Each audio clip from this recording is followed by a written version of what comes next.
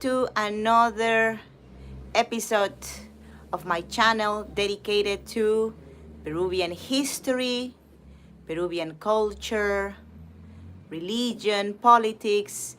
Any topics of interest will be discussed in our channel. Today we're going to talk about the history of the Mennonites in Peru. Thanks a lot for coming on time to start with this presentation. And let's also flip the camera towards me so you can see me. Hello, hola, hola amigos, hola. It's good to see you today here in Lima, Peru, virtually. My name is Vanessa Vasquez. I am your Lima City tour guide. Today we will discuss another interesting chapter of Peru's history, Peru's reality. Today we're going to be more focused in, let's say, the present times. And in particular, we're going to discuss about the presence of one of the most interesting, in my opinion, religious groups that we have in the country. Of course, they were not originally from here, so we're going to discuss all of their history today. So let me say hi to all my friends joining. Hola, hola, hello amigas, hello Kathleen, hola dear, hello Natalie, hola Charity, thanks for joining. Thanks for visiting me today virtually. And also, today's event, it is going to continue after the end of this event, be posted for the rest of the day in my channel for public view. And then after that, it is going to be saved for Patreons to be able to be replay as many times as they wish. Patreon is a system I have found that is wonderful of cooperation. I have Patreons that are supporting my work here on YouTube. And as a way of exchange, they say thanks to their support, which is a very, very small fee per month. I give them the chance of accessing to all my recorded events. I have a very long gallery of events that I am building up also by the time that is accessible to Patreons only for replay. Also, if you wish to contribute to this channel and you want to see this event as a replay later, but you prefer not to subscribe to Patreon, you can offer any donation on PayPal. So in exchange, I will be sending to you privately a link to this event so you can replay it as many times as you wish. Well, amigos, today we're going to discuss about the Mennonites in Peru. Who are the Mennonites and why it is relevant to talk about them in my country? Well, until not so long ago, I didn't know anything about the Mennonites. I had no idea about this community. Peru is a very, very Catholic country. About 80% of the population of Peru is Catholic. About 15% of the population that lives in Peru identifies as evangelicals. And then the remaining group, we have many, many different religious groups in the country. We're a country that respects different religions, any religion. But of course, there is a big, big presence of Catholic religion in any sphere of my country, like in the education, in the politics, in anything, in the culture of people also. So knowing about the Mennonites was very, very surprising to me. Like I love to learn about different religions, and well, today I hope today's event will be of your enjoyment, that you can learn a little bit more about them, about how they live, and also their impact in Peru. So yes, we're going to talk about the impact of the Mennonites in Peru. A very, very small community has created some interesting impact, especially in the rainforests of the country. So, well, I think it is a good time to begin with this event.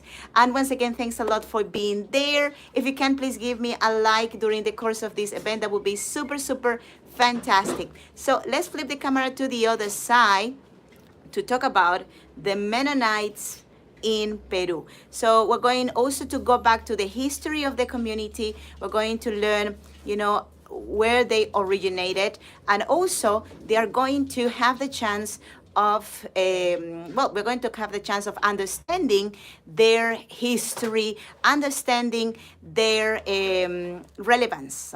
So when you see Mennonites in the world, you're going to see them pretty much looking like this. This is the traditional gown of women and also men of this community. So gentlemen are, of course, traditional. They, to me, look like cowboys, but there's really not that intention for them. Women, they look always like this, with these beautiful long dresses, with these, let's say, hats, usually, the sandals. So very, very simple way of dressed up. So next, we're going to see, also, sorry for the interruption. I have my husband walking behind the computer. So now he is gone. So we have here a map of the world, and we're going to have the chance of understanding where they originated and how spread over they are. The Mennonite population is not really big. We have about 2.1 million members around the world, and most of them are located in the USA. 32% of the community lives in the States, and surprisingly, 35% of the community lives in Africa, right? So in Latin America, the community is around, 200,000. So it's a very, very small community in comparison to the one that lives in North America, for example, right? Hola, Arlene, thanks for joining. Hola, dear. So what is the origin of the Mennonites? In which part of the world they appear? Originally, this community comes from Europe, from Switzerland, and the foundation or the foundational year of this community is 1525. Well, I learned this from doing different research. It is not really such difficult to find information about the Mennonites, but the Mennonites are a very small community, so you don't see them everywhere. They prefer not to be in big cities, for example. They prefer to go to rural sites, and that's all because the way of seeing world, seeing, let's say, life, is that they try to keep separated from any technological contaminations, from any, trends, anything that can pollute their spirit, anything that separates them from the faith. They are extremely devoted people. And something that I found very interesting about them is the fact that they call themselves Anabaptists. So what is Anabaptist? Ana means again, and baptizo, Baptist, is of course related with baptized, so rebaptized, right? So what is the idea of being rebaptized, baptized again? Let's go to the founder of the community so we can have an idea of all of this, let's say, origin of the word Anabaptists and why they wanted to be rebaptized. Nemo Simons was a Dutch Anabaptist. And something curious that I learned is that this man was a Catholic priest. So he was raised Catholic, and seems that at some point in his life, he felt there was sort of like contradictions between the Catholic faith and the words in the Bible, right? So, and many reformers also felt the same way, no? Martin Luther, for example, no. So it is the same feeling, the same trying to find the right ways to worship God, right?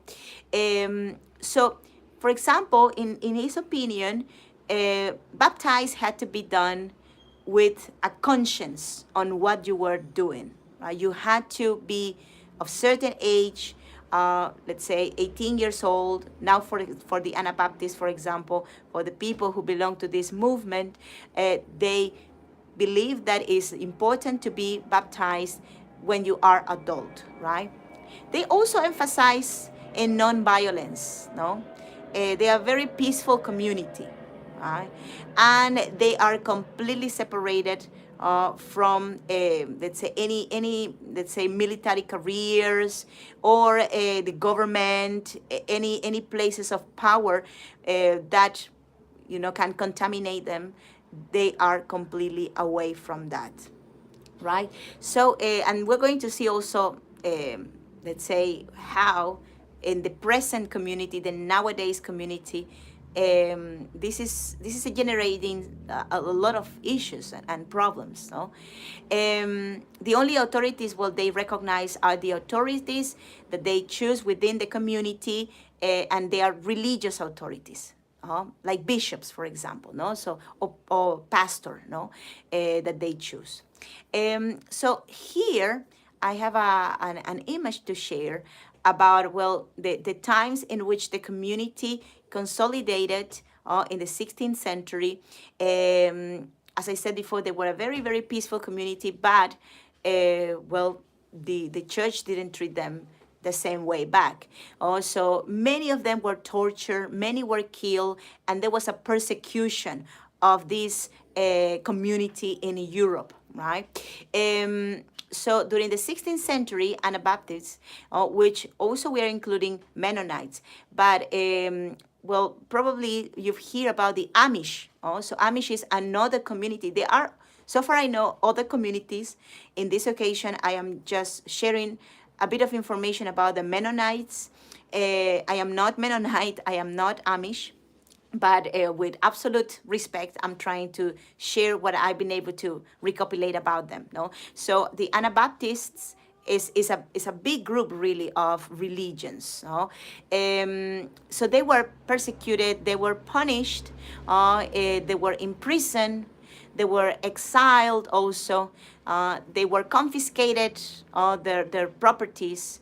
They were tortured, and of course they were executed. So, this is pretty much the times of the Inquisition. So this is the way also how Jews also were treated, as you know very well. We had Inquisition in Peru, so I understand profoundly the terrible consequences of that type of let's say treatment. So I was saying that they are not just Mennonites. The Anabaptists are not just called name Mennonites. The other very famous group that exists is the Amish community. And if you're wondering what is the difference between Mennonites and Amish, the difference is, first of all, that the Amish are even more, let's say, extreme in terms of their separation from society, right? Mennonites tend to be a little bit more open to some technologies. So they try to stay away from most of them, but they use, for example, tracks. Amish don't. Amish don't have any intention on including any mechanism that they don't activate with their own hands, with their own, work, right? So here I have listed I think three of the most important differences. There might be also more differences, maybe in the terms of the religious structure, the church structure, but I think this one are more say easy to get for all of us, no, that come from a modern world, no, technology and lifestyle, no, this is number one thing. As I was saying, no, Mennonites are able to, without, let's say, being judged, no, by the community, use mechanisms that are modern, no, especially for machineries, no, for the agriculture, etc., no, and versus the Amish that they don't use any of these. But some communities of Mennonites can even expose members for the use of cell phones. Okay, so it's not that the Mennonites are open to something so basic for us like cell phones. So cell phones for them is not good, unless you belong to a Mennonite community that is much more open, which is even in some cases very unusual to see. But another thing interesting is that I've learned in the terms of lifestyle, they are not open to marriages out of their communities. And that's in both cases, okay? Mennonites and Amish. So they marry within the community. I see also here a comment from Arlene. Thank you, dear. Thank you. Oh, Natalie, I just noticed your message too. Was reading his last name. Really? Well, I don't speak Dutch, so you have to tell me how it sounds like. Thanks, Natalie. Arlene says I visited Amish communities. Oh, very interesting. Markets and a couple of hours away from me. Oh, not sure if Mennonites live near me or not. Yes, probably. Well, Mennonites. So from what I've learned, Arlene, I think they avoid completely living close to cities, to big cities, no? And I believe also Amish the same, but probably also there are Amish that are more in contact with certain communities because they need to live from their work. That's something that they do both the same. They need to work from the work of their hands. Because they are not into the technology or nothing like that. They cannot be lawyers. They cannot be, like any jobs that we will consider even like fundamental for our society. Their job is producing with their hands because they hold on religious scriptures from the Bible that refer to that, no? That the man has to eat from the sweat, like of his forehead, something like that. No, so there's a translation in Spanish, literal like this. So dress code is very, very similar.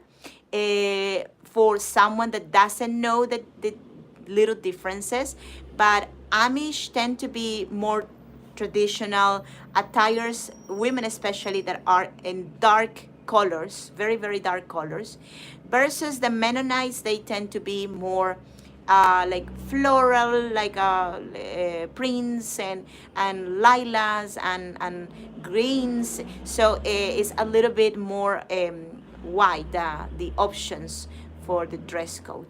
And integration with society, well, I said before, they prefer to stay away from mixing like socially, and even interracial marriages in both cases are not allowed in the most, let's say, traditional communities. Okay, so now I would like to explain a bit of how they were able to expand around the world. The origin of the Mennonites is in Europe, right? Well, Central Europe region, Holland, Germany. That is the zone where these Anabaptists emerge. They were trying to live life in the most simple, humble way, a peaceful type of life. They were not fighters.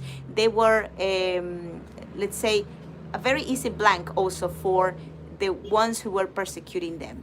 Then later, they moved to Poland, to Russia, even to Ukraine also, in a period of, let's say, 200 years, more or less, a little bit more than that. And we know that from Ukraine, they travel to the Americas. No? They went to Canada. No? And Canada is where in the 1870s they established the first community. And later they moved to New Mexico. They moved to the United States also in the beginnings of the 20th century. Then later, they moved to South America, right? So the oldest communities that we have in South America are the ones of Paraguay and also Bolivia. So these are the zones where also the community is larger in South America. Bolivia has a much important presence, and probably because Bolivia was seen as a most remote land for them. Of course, back in the 1950s, Bolivia was much more remote in terms of technology, development, the same Paraguay. They are both in the heart of South America. But now things are very different, no? Bolivia is a very, very modern country. And most of the lands that they occupied were completely modernized, something they were not really liking much. So from Canada also, they moved to Belize, New Mexico, and then Belize. Belize has also a large presence of Mennonites. But, well, later, after, let's say, the early, let's say the 1990s, there was a process of migration to other locations. They were looking for places that were even more and more isolated. Even before the pandemic, the world pandemic, I was able to see some documentaries about their arrival to Peru. They were already planning in going to a destination that would be even more remote for them, in which they will be able to live. There was a group of people that were very religious that say a way more traditional, a more traditional form, because they were people of the community that were not keeping as traditional as some would like. A wing of the community that was opening too much to technology. That was using cell phones, for example, no? So they didn't like that. That had some Western influence also, right? So this group decided to come to Peru, right? And not to Lima, not to Cusco, not to even the north coast of Peru is in some zones very remote, no? Very, very distant from like technology. But no, they prefer to go to zones that were completely remote. And they saw in the rainforest of Peru the perfect location for establishing that dreamland, that isolated land for raising their kids. So where in Peru? Well, over here you can see the map of Peru.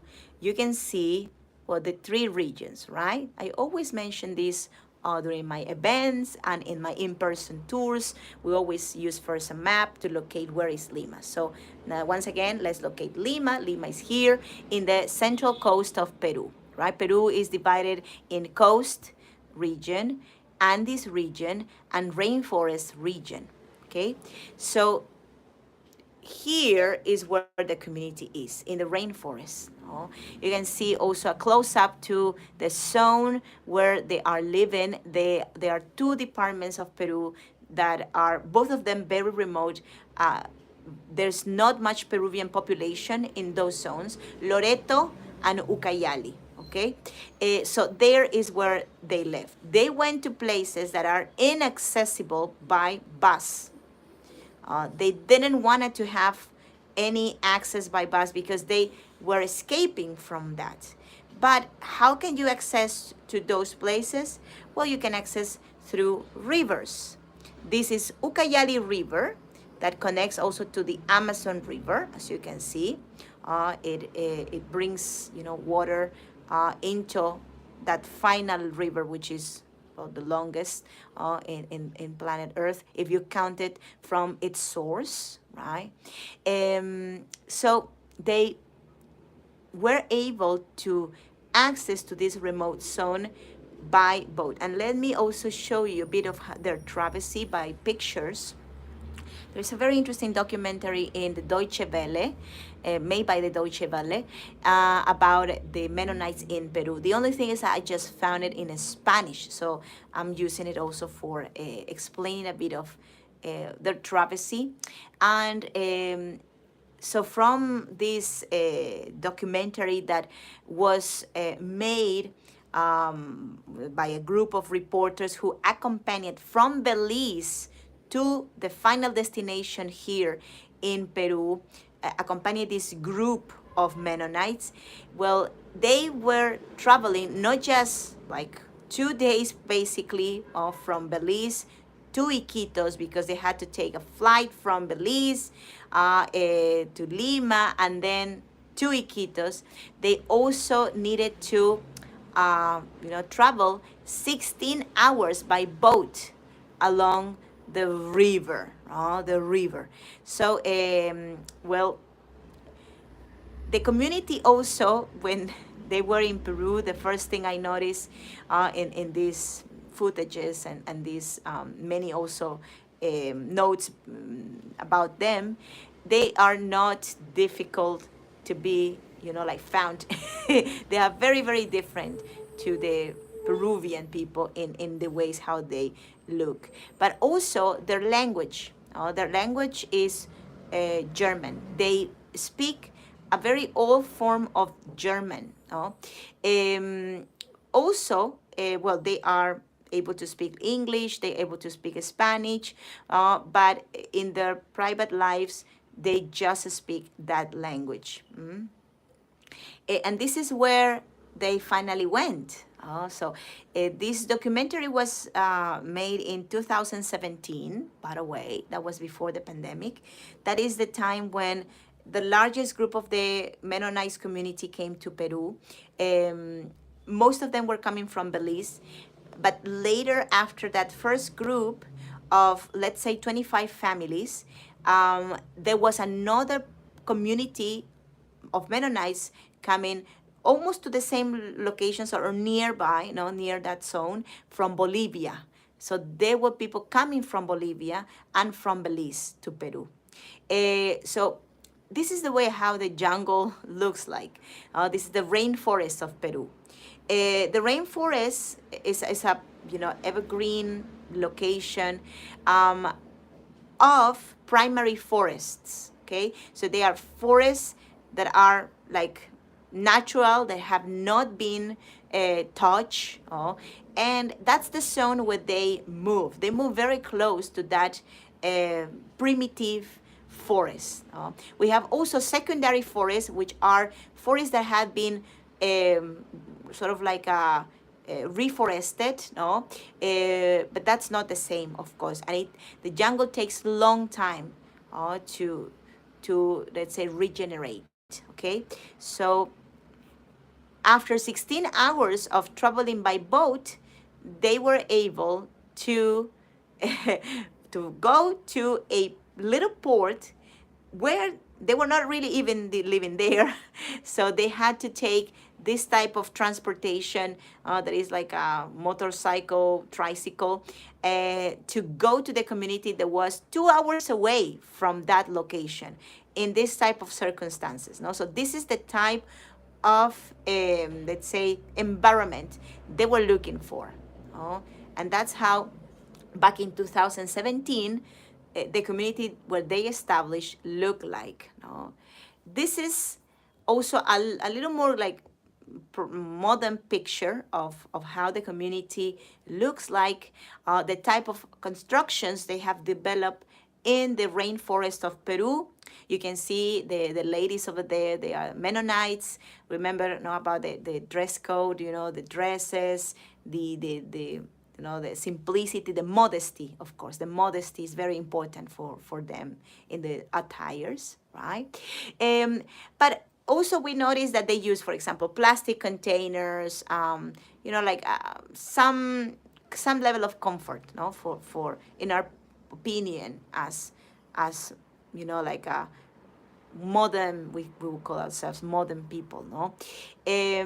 So how much it cost them to move to Peru? Well, of course, the details of the transportation, you can imagine how expensive it is by coming by plane, also shipping all of the machineries from Belize or taking those machineries from Bolivia.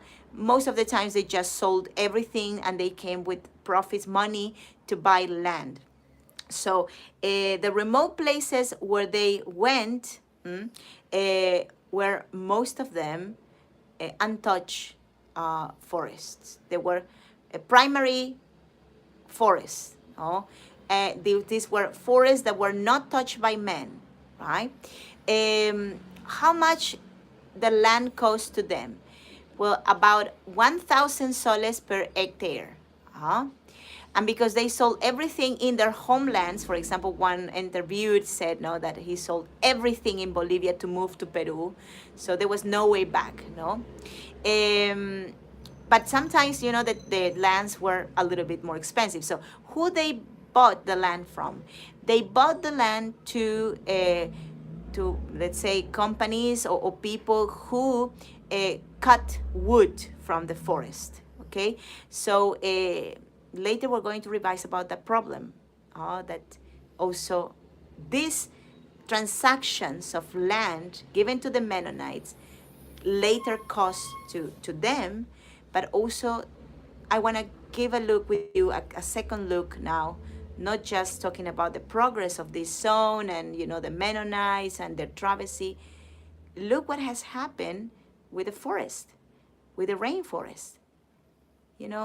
This is evidence of progress, but at the same time, look at the rainforest. In just 4 years, as you can see here in these pictures, the expansion of the presence of the Mennonites in the rainforest is causing a devastation in that zone. And that's why we're going to the scandal that the Mennonites have produced in Peru after really few years of being here. So, one will think, how come, a peaceful community that, never gets into trouble, they are very simple people, they live from what they can work, what they can do with their hands, why they will be producing a scandal in a country like this one? Well, it is related with the deforestation of what they are causing in a short span of time. So the big difference that we were discussing between the Amish and the Mennonites is the Mennonites, they are more open to machineries, using machineries to work, okay? They don't need to do it all with their hands or with oxes, right? Like in the old ways in the 16th century. They can use tracks, for example. No, so that makes their productivity levels better, faster, higher, right? So the colonies that we have in Peru nowadays, they are five colonies, right, in total. Some of them are more important and also more visible because unfortunately for the negative impact in the locations where they move in. Okay, so now we're going to board this theme. Keep in mind that we calculate roughly that more than 4,000 hectares of Amazon rainforest have been deforested because of this very small community. Because how many people we have in Peru? We don't have many people in this moment in Peru from the community. We don't have many people, and they are really doing all of this, causing this damage quite fast. right? So let me highlight some of the information I have here for you. So since 2017, the Mennonites have established their colonies in the Peruvian Amazonia or Peruvian rainforest. Now, there are 5 in total. It is roughly estimated that the deforestation of the Amazon rainforest is equivalent to 4,800 hectares. And just 650 hectares were destroyed of nature just in 2022 when they started to call attention.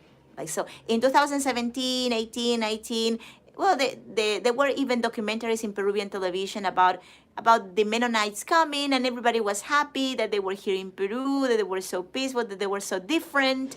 There was also positive expectations about they coming to those lands because it was believed that they were coming not just to like isolate from the modernity, also to offer work opportunities to the locals. Nobody understood that the Mennonites don't work with foreigners. They are not open to that type of cooperation. Of course, they came here to offer the goods they could do, but not to employ Peruvians. So that was like a big cultural shock people had, right? So what are the communities we have in total? We will have Father Marquis Colony, we have Badnerland, Osterich, Belize, and Masisea, okay? So the zones where they've been received in all of the 5 cases, the people of those communities are not happy with them. Of course, I cannot say 100%. There are people who defend them, but the authorities are not happy anymore with their presence, okay? So I will show you some pictures now of the deforestation. These are pictures taken by satellite of the zones where their crops are. So you can take a decision in this moment of the impact from the pictures, and also tell me what you think. But in my opinion, and knowing that this is primary forest, this is not secondary forest, there is an imminent case here of deforestation, right? You can see also that well, the way how they work is they always need more, because they said also when they were defending themselves in media, in some cases where reporters visited them to understand how they were living, they said that we are just here trying to work. We are not doing any harm to anyone. And they have very big families, and their families grow very, very fast. Of course, it's understandable. They don't allow any contraception, nothing like that. So an average family is of, let's say, 8 members, no? So 6 kids is the normal in a family. And they marry very young.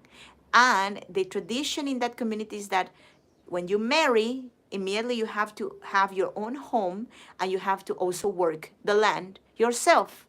So you don't depend on your parents. You don't work on the land of the parents, like together communally. No, that's Incan tradition, a communal work. But I mean, they are community, but each one has their own plot of land, each family. So we are in front of an imminent deforestation case. Like in the next 50 years, it will be all gone because they just keep growing, right? So, for example, during 2021, the deforestation of this colony, this is Masisea, became so big, that now it's equivalent to 47 hectares. This is huge in the jungle, in the rainforest. So this is, for example, the border between Loreto and Ucayali in the Peruvian Amazon. And there you see also the deforestation, no? So the yellow color sections are between 2020 and 2021, and the red patches are 2022 only. So they are not really updated 2023 pictures for now, but we will probably see them soon because there is a formal case against the community. So, and also they defend themselves. The Mennonites defend, saying that they were given the land because they bought it, right? And they bought it with documents. There are papers. Oh, so they were not so naive, no, to move here and just start opening, the jungle like that. No, they bought it. They bought these lands in the municipalities. But remember, there is a lot of, let's say, situations in Peru, in Latin America, similar like this one, that we can call corruption, no? And well, again, another image. Look at that. This is the yellow color segments were open between 2017 and 2021. No, so in just 1 year, 2022, we have really a big increment of the plots. Okay, again, no, here the same time span, no, time frames, right? And look at the river over here, right? Look at the river. Also, these zones are gigantic, right? So, well, these are just some images to give you an idea of how terrible the damage caused and irreversible the damage caused in the Peruvian rainforest is. So something that started like a good intention from the Peruvian side also ended up being a great problem for the ecosystem of Peru. Oh, by the way, we are also fighting a lot of illegal cutting of wood there. So there is a deforestation happening anyways, like the Mennonites are doing it now. And also we have lots of Peruvians, like even bigger amounts of hectares every year. The government is not being very efficient in stopping all of this because these are very, very remote lands. Nobody lives in most of those places, no? So Peruvian prosecutor's office requests the payment of a fine from the Mennonites to Peru of 3,007,000 soles. Because they say the Mennonites took primary forest. Okay, the Mennonites say, no, we didn't took primary forest. This forest was a secondary forest because we were given by woodcutters, by companies who were extracting wood from there, right? And they had the land in papers, the right to be there. But the satellite pictures show primary forest cut by them, right? And the satellites cannot lie, okay? The mayor of Tierra Blanca, which is one of the communities also, is called Tierra Blanca. The mayor of the community, Peruvian mayor, is very close friend to the Mennonites, and that we can see from different interviews. He said that the Mennonites are a very, very positive influence for the local economy, right? And I was very surprised. No, I like, of course, to hear the other opinion. And he said that the Mennonites are important and good for the community because they promote the local economy. They impulse the economics of the locals. They produce their cheeses. They produce, different crops that they sell to the markets, no? And that is good for the economy of the locals, right? Keep in mind that in this moment, we have about 100 families in Peru, more or less 100 families of Mennonites. That's equivalent to only 700 people officially from the community here. But well, the people who are supporting the Mennonites are not so many. Okay, this is one of the person who said that the Mennonites are positive influence. Belisario Quinteros is the mayor of the district of Sarayaku, where Tierra Blanca community, Mennonite Tierra Blanca community is located. No? So he is active supporter of them. But we have another community that is not happy with the Mennonites, and it's not the community that lives in the district of Sarayaku. This is a community of indigenous people. This is the Shipibo Conibo community, and they are in their own zones. They have, because they are indigenous communities, they are not living in the modern city areas. And they have certain benefits, certain rights as indigenous communities. For example, they are given extensions of land, certain extensions of land, right, for them to use for their hunting, also for their agriculture, which is traditional. And they said that the Mennonite community has taken illegally lands that belong to them. They even solicit a compensation of 178, let's say, hectares of deforested land. So the compensation would be reforesting it and also giving an equivalent to the community of 2 million soles for the damages. Of course, the Mennonites defend, saying they are very poor people, that they don't accumulate fortunes, they just live by the day. So they are not able to pay anyone, like not to the government of Peru, not to the Shipibo community. So for now, the Shipibos are trying to deal with this situation in the courts, and in a peaceful way. But Shipibo Conibo community, they are not angels, right? And they know to defend their land. And the Mennonites feel now trapped because they fear the Shipibo Conibo, they fear going to jail, to the other side, right?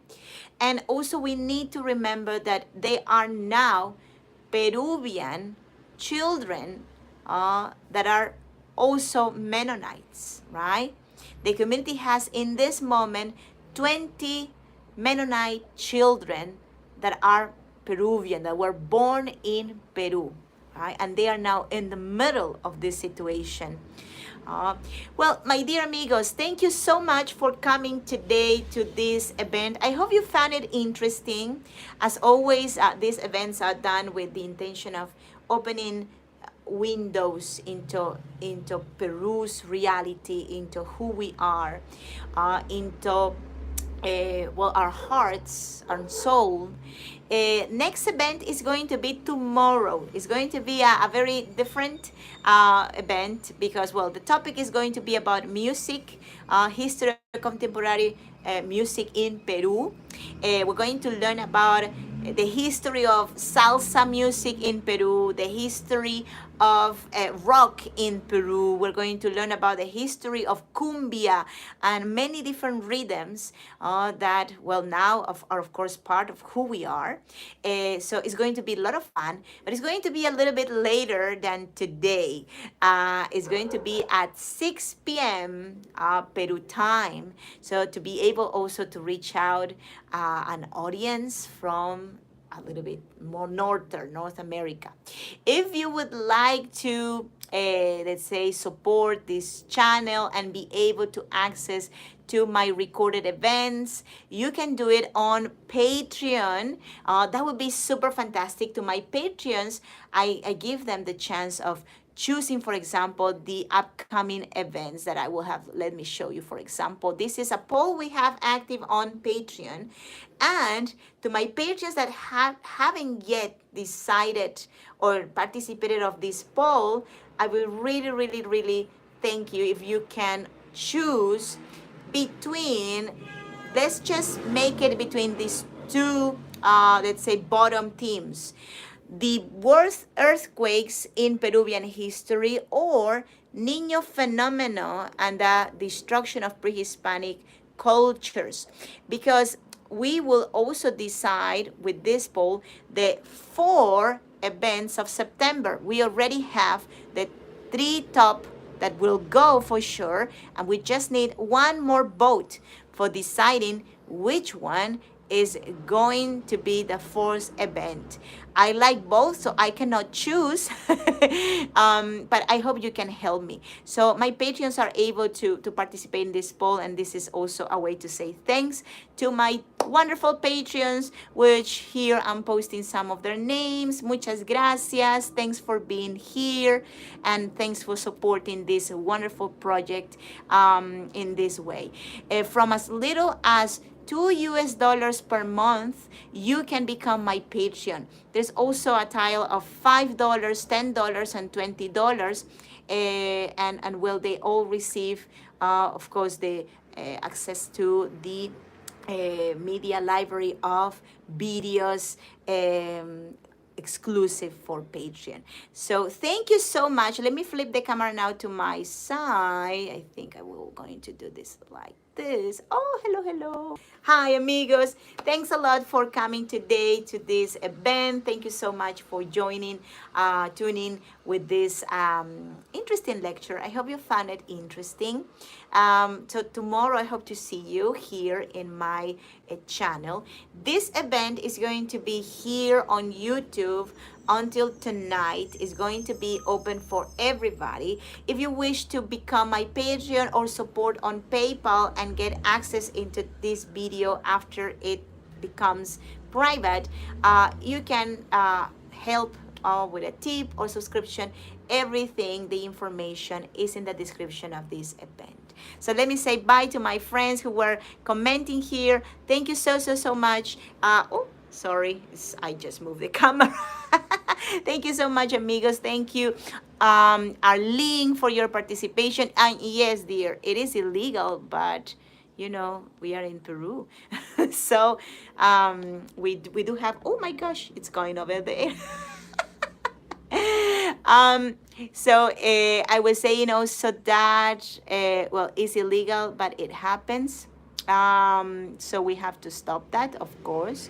And thank you so much, Caitlin, for coming. Natalie, thank you, and hope to see you in my next event. Have a lovely rest of the day. See you very soon. And well, God bless you all. Take care. Bye-bye. Gracias. Ciao. Bye.